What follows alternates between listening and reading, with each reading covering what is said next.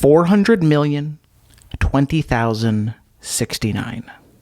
This is the exact number of Call of Duty sold worldwide. That's a lot of games, and more importantly, a lot of dollars. 27 billion to be exact. That's enough to buy like 2 whole Predator missiles or unlock every skin in Warzone. What's up? I'm Taco Man, and I kill my enemies with tacos. It's cooler than it sounds, I promise. And this modern marketplace known as Call of Duty used to be a video game where one could play with friends, kill their enemies to sleep with their moms, the right of any great conqueror. I'm stuck! And Call of Duty truly is the ultimate conqueror, dominating sales charts and capturing the most valuable resource on the planet, your attention, for over 2 decades. That's 20 years of bloodshed and enough annual releases to topple this toddler. Ouch! Woo. And to think, we owe it all to one corporation, Activision, a company with less respect for their consumers than consumers have for their wallet. So literally 0, the same number as my bank account, because with 21 main installments, Call of Duty has sucked me dry, and I wouldn't change a thing because I have no change. Here you go. I'm good. And today, I'm going to tackle this trauma by talking about each main installment in the series in under 60 seconds, or 20 minutes. That's math, and way too much of your precious free time, because once again, time is money, and attention is currency. But unlike Activision, I respect your time, even you who's watching me while going poo-poo. Yeah, but could you, speed it up a bit? I gotta get back to work. Well, once you finish up, I'll start it up. 3, 2, 1, go! Call of Duty 1, developed by Infinity Ward and exclusively available on PC to the shock of console gamers everywhere. It utilized the id 3 engine from Quake to create that timeless graphical look. We call it ugly, and it's always beautiful. Kill me. The game focused on creating the most cinematic World War II experience to date. Now, to your modern eyes, this looks less than realistic, but to ancient man, with his ancient, untainted eyes, these graphics blew his dick off, literally, by showing men blow their leg off. The multiplayer was simple yet timeless, a bare-bones experience that did nothing to hold the player's hand, as the only thing in your hand was a gun. No perks, no kill streaks, no aim assist, meaning you are gonna need some assistance. Medic! Anybody do we have a medic? Sorry. That's not for 2 more games. Call of Duty 2, we're moving forward by standing still, going from World War II back to World War II, because remember, it's 2002 and every FPS has to be set in this time period legally. It's literally against the law. Get him, boys. Call of Duty 2 introduced health regeneration in lieu of health packs, so you can cower and hide as you go red and blind. The engine is improved from poo-poo to doo-doo, but more importantly, it was released for the Xbox 360, introducing an entirely new audience to the Call of Duty experience, the console gamer, an entirely different breed of player than the PC dickhead, as the console gamer is more aggressive, extroverted, and can swear at 102 words per minute. Absolutely devastating to predators, yet oddly beautiful. Yeah, well, I'm gonna f*** your mom in the Zamboni. You bitch. Pineapple. Pablo, fuck you.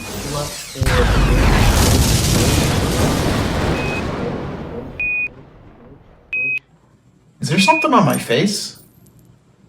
Knock knock. Who's there? It's Call of Duty 3 with a brand new developer, a Treyarch, a small team with big dreams and even bigger plans. Original plans, because we're going to war for the second time. Well, technically the third time, because you know the law, meaning we're going back to World War II. Please, don't make me go back.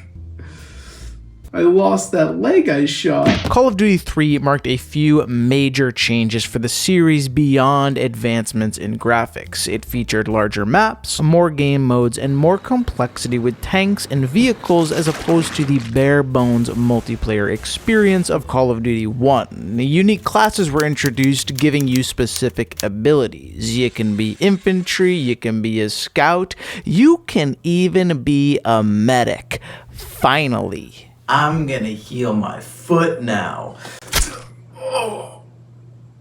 Well, at least I won't have to go back to World War II. Call of Duty 4 Modern Warfare. We've moved past the boundaries of World War II and into the future. The modern future, and technically, the past. It's 2007, where the lines between good and evil have been blurred, as fascism has been replaced by terrorism, bombing those obviously evil mustached men and literally blurring the lines, because I can't see shit, and I don't know who I just hit. There better be a f***ing medic in this game. There is not. However, I can offer you a perk or a kill streak in these trying times. Fuck you. Call of Duty 5 World at War, where once again the world is at war, as Treyarch wanted another shot at tackling the brutality of World War II, but this time through the horrifying lens of Gen 7 graphics. Gross. So World at War is probably the darkest Call of Duty to date. The MP40 was king and Juggernaut reigned supreme. A match made in heaven by sending all snipers to hit marker hell.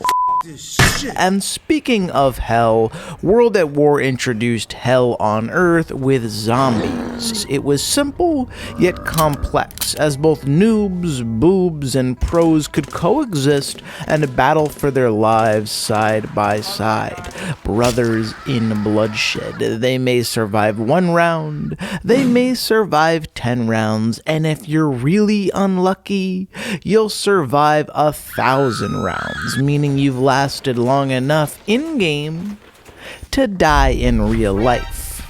Billy? Billy? Well, hate for it to go to waste.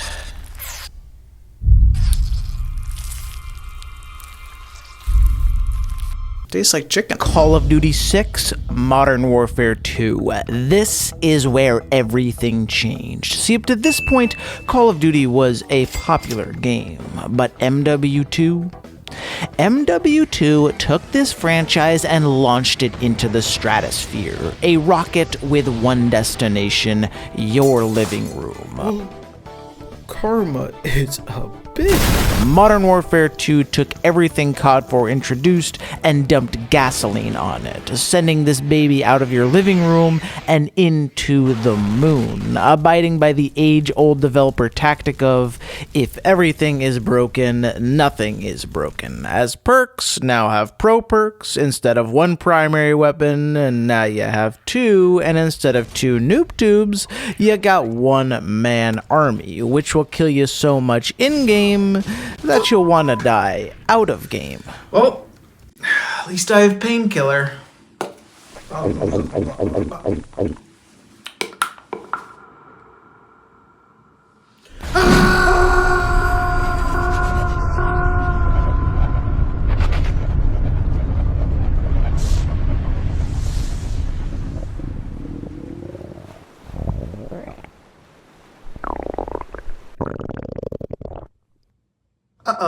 Call of Duty 7 Black Ops. It's time for our first fake war, the Cold War, capitalism versus communism, and Black Ops is a filthy capitalist, as introduced for the first and last time a money system. Double cheeseburger. Where camos, perks, and guns were purchased with in-game currency as opposed to a progression-based unlock system. So if you've got the cash, you can have anything you want. Anything?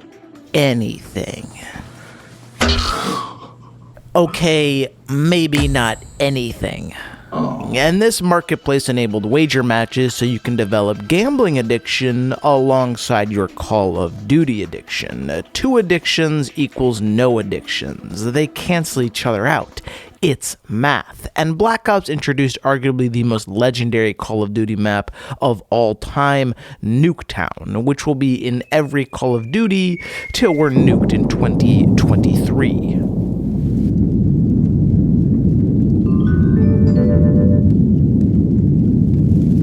I've been through worse. Call of Duty 8, Modern Warfare 2.5, I mean Modern Warfare 3, the largest single patch update in Call of Duty history, introducing new, more powerful death streaks like Dead Man's Hand to the anger of everyone above 14. But besides death streaks, MW3 was essentially a toned down MW2. The guns were less powerful, the kill streaks less absurd, and the reloads absolutely identical. The game introduces the Specialist package, allowing players to get perks instead of kill streaks, and a support package, where streaks don't reset upon death, so even bad players can feel like good players by making good players feel bad. Really bad. Now I'm gonna end my kill streak.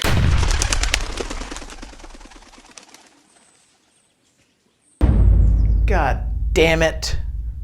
Should have gone with the support package. Call of Duty 9, Black Ops 2, and finally, the future is now, as Call of Duty for the first time ever leaves behind the past and moves towards the not-so-distant future, 2025. And no surprise, humanity's future is terrible.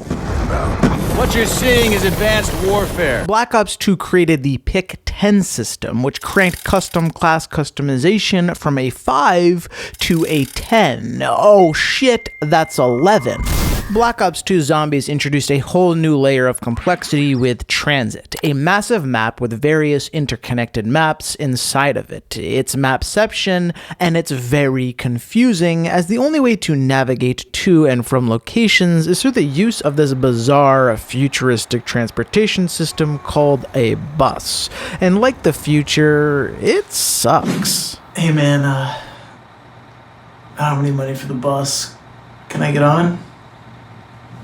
Show me your butt. Call of Duty 10, Ghosts, Infinity Ward's first foray outside of Modern Warfare since 2007. It was the first Call of Duty to be designed for next-gen consoles, meaning better lighting, more realistic textures, and fully animated animals, like Riley the dog. Oh shit! Who consumed not only humans, but 2/3 of the game's development budget, creating a realistic dog through the power of advanced motion capture, and it was worth it. Because of this bitch made me feel like a bitch. Good dog. It's a fake dog. Gotcha. Call of Duty 11, Advanced Warfare. We've gone from dolphin dives to questionable slides, and now it's time to get off our knees and look to the sky. For the age of the boot is gone, and the age of the jetpack is here. Meaning my age is really showing. Advanced Warfare was the first Call of Duty to feature the jetpack, perhaps the most divisive mechanic in Call of Duty history, as it endeared some and endangered others, because its advanced movement isolated much of COD's core audience, boomers. Is your mom in the room with you? Who can hardly adapt to sliding, so forget about flying. Advanced Warfare also introduced weapon variants. Players can spend cash to buy loot boxes to get the best guns. Activision essentially looked across the yard and saw EA rolling in billions from their bogus Ultimate scheme and said to themselves, Let's fuck some gamers. Yeah. Wait, what? Call of Duty 12, Black Ops. Treyarch saw the insanity of jetpacks and said, as they unleashed a new, unbalanced beast upon the COD community. Specialists, essentially heroes or champions with specific skills, abilities, and annoying voice lines. I like hot dogs. The specialist dynamic transformed the gameplay completely, as the focus was less on pure gameplay, positioning, and map awareness, and more on combining and utilizing specialist powers for maximum damage, and more importantly, maximum annoyance. I like hot dogs. Please shut up, hot dog man. Call of Duty 13, Infinite Warfare. Just play Modern Warfare Remastered instead. Call of Duty 14, World War II. After the backlash of Infinite Warfare with the most disliked trailer of all time and the lowest sales to date, it clearly became evident that the core fanbase not only had jetpack fatigue, but futuristic fever, and the only remedy is a heaping tablespoon of PTSD.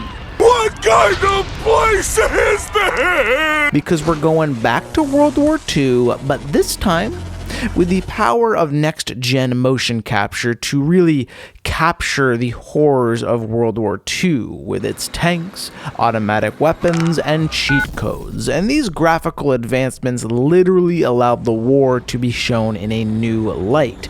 Perhaps too good a light, because some mysteries are best left covered by pixels. I thought I was back in the war. World War II also featured the first and last player hub in Call of Duty history called Fuck.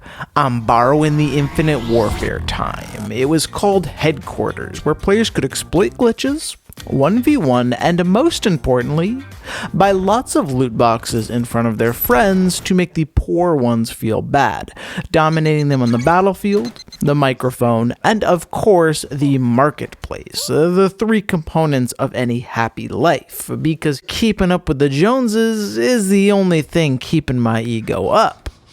Dude, Todd's living in literal trash. What a loser! Call of Duty 15, Black Ops 4. It's Black Ops 3, but less jetpacks, and even less fun. So let's go play Blackout instead. Oh, nice. Call of Duty 15, Modern Warfare. Wait a minute. Modern Warfare. Haven't we... Oh, a new Modern Warfare, which, like Call of Duty World War II, was able to take a look at a classic COD franchise through the fresh lens of modern gaming, i.e., killing other people has never looked or felt this good. Nice. The guns really feel like guns. The movement really feels like you're moving, and the doors? Well, the doors fucking suck. Not nice. Modern Warfare also elevated the character customization to new heights, allowing players to play dress-up with their uniquely ununique operators to the tune of tens, hundreds, or perhaps even thousands of dollars, all to look hot for strangers on the internet who most definitely are not hot. Wait. I'm not beautiful? Call of Duty 16, Black Ops Cold War, bringing Call of Duty back to the Cold War, an ideological war. On one side, you had the skill-based matchmaking chads, on the other, the quick-scoping virgins, and armies far and wide came to join the battle. You had the PC junkies, the console andies, the screechers, the trolls, the toddlers. Everybody came together to make war and not love, meaning everything is in balance. Hey. F*** you. I hate you too. Call of Duty 17, Vanguard, the official expansion to Call of Duty Modern Warfare, and like many expansions, it's far worse than its predecessor. The campaign? wasn't a campaign, but rather a movie, and not the good kind. And the multiplayer was just a weapon leveling scheme for Warzone. Players had to clock in at their job at Vanguard to unlock attachments for Warzone, pouring hundreds of hours into one gun for a few attachments, only to have that gun be out of meta literally the next week, meaning you've wasted your time, so you might as well end your time.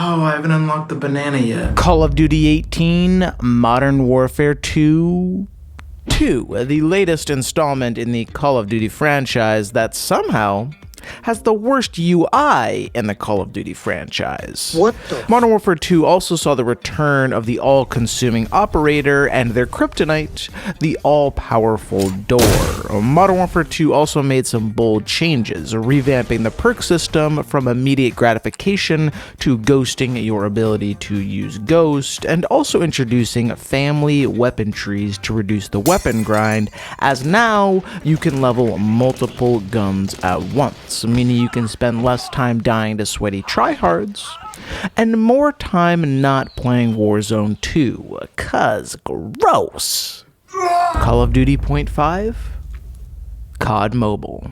It's Call of Duty, but you can play while you poop. Death is the best laxative.